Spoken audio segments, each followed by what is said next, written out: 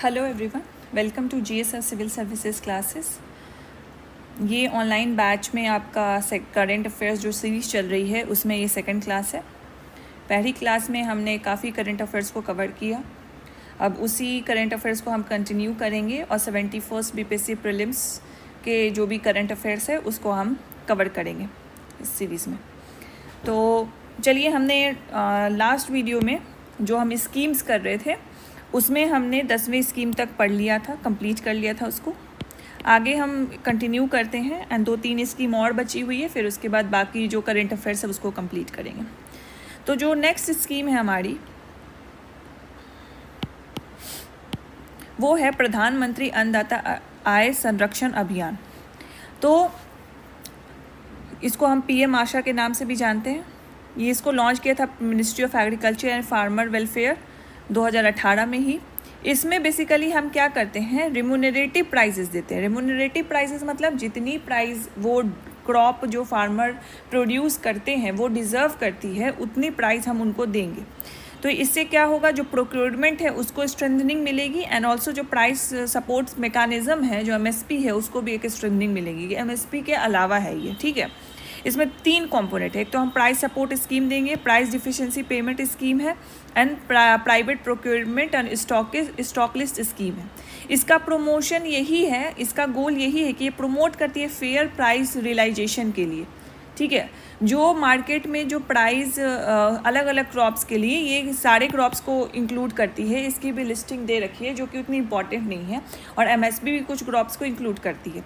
तो MSP crops के साथ साथ जो भी और भी क्रॉप्स हैं उसको ये इंक्लूड करती है। उसमें जितनी प्राइस उसको मिलनी चाहिए उतनी प्राइस वो फार्मर्स को देती है, प्रोक्योरमेंट को और स्मूदन करती है जो प्राइवेट कॉर्पोरेट्स लेते हैं, और जो दोनों के बीच का गैप होता है। फॉर एग्जांपल जो मार्केट प्राइस है वो हमारी 10 रुपये है एंड जो प्रोक्योरमेंट है प्राइवेट कॉर्पोरेट ले रहे हो 4 ही रुपये में ले रहे हैं। तो ये जो गैप है 6 रुपये का, इसको कहीं ना कहीं इस स्कीम के थ्रू उसको काउंटर किया जाता है, उसको कम किया जाता है, ठीक है। तो ये स्कीम वो है कि एग्रीकल्चर से रिलेटेड है, रिम्यूनरेटिव प्राइजेस देते हैं क्रॉप्स को, ठीक है। नेक्स्ट हम आते हैं पीएम धन धनय कृषि योजना। तो ये कब लॉन्च हुई? इसकी लॉन्च है 1 फरवरी 2025, वेरी इंपॉर्टेंट। यूनियन बजट में लॉन्च हुई है, फिनांस मिनिस्टर निर्मला सीतारमन ने इसको लॉन्च किया है। इसमें बेसिकली क्या है, इसमें जो 100 एग्रीकल्चर इंटेंसिव डिस्ट्रिक्ट्स हैं, ठीक है, इसमें जो भी डिस्ट्रिक्ट्स पूरे इंडिया में जो एग्रीकल्चरली बहुत डिपेंडेंट है और एग्रीकल्चर इंटेंसिव तरीके से वहाँ होती है, उनको आइडेंटिफाई किया गया है, जिसमें लो प्रोडक्टिविटी है, क्रॉपिंग इंटेंसिटी भी कम है और बिलो एवरेज क्रेडिट एक्सेस है। तो इन सारे डिस्ट्रिक्ट्स को चुन के उसमें बेनिफिट पहुँचाना है। तो बेसिकली क्या बेनिफिट पहुँचाना है, उनके फार्मर्स को बेनिफिट पहुँचाना है, जहाँ पे अराउंड 1.7 करोड़ फार्मर्स हैं, ठीक है। और ये इम्प्लीमेंटेशन किस मिनिस्ट्री के द्वारा की गई है? Ministry of agriculture and farmer welfares के द्वारा, ministry of fisheries, animal husbandry and dairying के द्वारा भी की गई है। So agriculture has a whole cropping को तो इंक्लूड करता है, साथ साथ जो भी डेयरी फार्मिंग है, जो पोल्ट्री फार्मिंग है, जो फिशरीज फार्मिंग है, उसको भी इंक्लूड करता है। They are also considered the agricultural activities. And ये अलाइनमेंट है 5F मिशन से, जिसमें farm to fibre to factory fashion to foreign. तो ये हमारा 5F मिशन है। इसको आप ध्यान रखिए कि इसका फुल फॉर्म क्या है, कि फार्म से मतलब हमें फार्मर से फाइबर बनाना है, फाइबर मतलब क्लोथिंग बनाना है, क्लोथिंग से फिर हमें फैक्ट्रीज़ में जाने हैं, फैक्ट्री से हमें फिर फैशन इंडस्ट्रीज़ में जानी है, एंड फैशन इंडस्ट्री से फिर हमें एक्सपोर्ट करना है। So this is all link. तो ये 5F विज़न को आप ध्यान में रखेंगे। So this is the PM धन धनय कृषि योजना। नेक्स्ट हम आते हैं, नेक्स्ट है हमारा नेशनल क्रिटिकल मिनरल मिशन। तो आपने क्रिटिकल मिनरल्स के बारे में पढ़ा ही होगा। कुछ चुनिंदा मिनरल्स है, for example I believe 30 critical minerals अभी आइडेंटिफाई है, इंडिया ने आइडेंटिफाई किया है। तो इसके लिए एक मिशन लाई गए हैं because we are moving towards the industrialisation, और काफ़ी सारे डिजिटलाइजेशन के परस्पेक्टिव से as well as for example हम इलेक्ट्रिक व्हीकल्स की बात करते हैं तो उसमें हमें मिनरल्स चाहिए, और यही critical minerals as a raw materials इस सारे इंडस्ट्रीज़ में यूज़ होते हैं। तो इनको कब लॉन्च किया गया था? इस मिशन को लॉन्च किया गया 29 जनवरी 2025 को ही यूनियन कैबिनेट ऑफ इंडिया ने, और इसके ऑब्जेक्टिव है कि हमें जो इंडिया की एक्सेस है वो क्रिटिकल मिनरल्स में सिक्योर कर देनी है for the clean energy, electronics and defence sector. Secure supply of the critical minerals, for example lithium होता है, कोबाल्ट होता है, निकेल भी है, तो ये गैलियम है, बहुत सारे क्रिटिकल मिनरल हैं। 30 आइडेंटिफाई क्रिटिकल मिनरल्स हैं अभी। एंड ड्यूरेशन इसका है इस मिशन की ड्यूरेशन रखी गई है 2024-2025 से लेके 2030-31, 7 ईयर की ड्यूरेशन है। इसमें टोटल आउटले हमने जो फिक्स किया है वो है 34,300 करोड़, गवर्नमेंट की बजट 16,300 करोड़ है, एंड PSU इन्वेस्टमेंट भी इसमें कर रही है जो 18,000 करोड़ की कर रही है।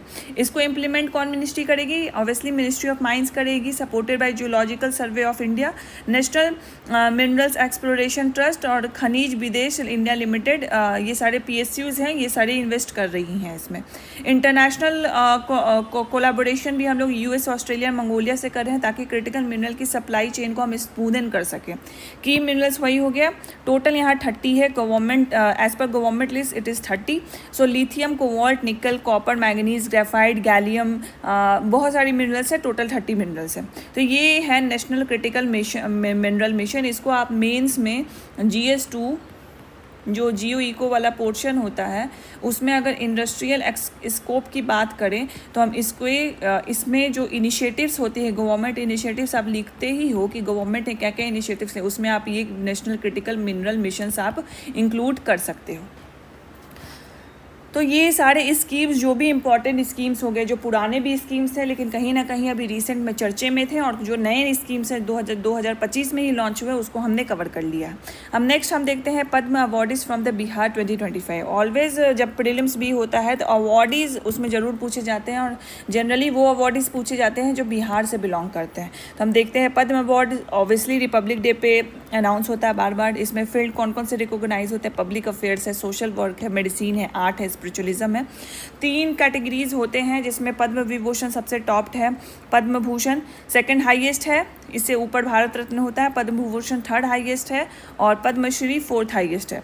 और बिहार रेसिपिएंट्स इस बार कौन से? 7 हैं इस बार, याद रखिएगा 7 बिहार रेसिपिएंट्स है। शारदा सिन्हा ऑब्वियसली पोस्थोमस पद्म विभूषण इनको मिला है, जो छठ के गानों से बहुत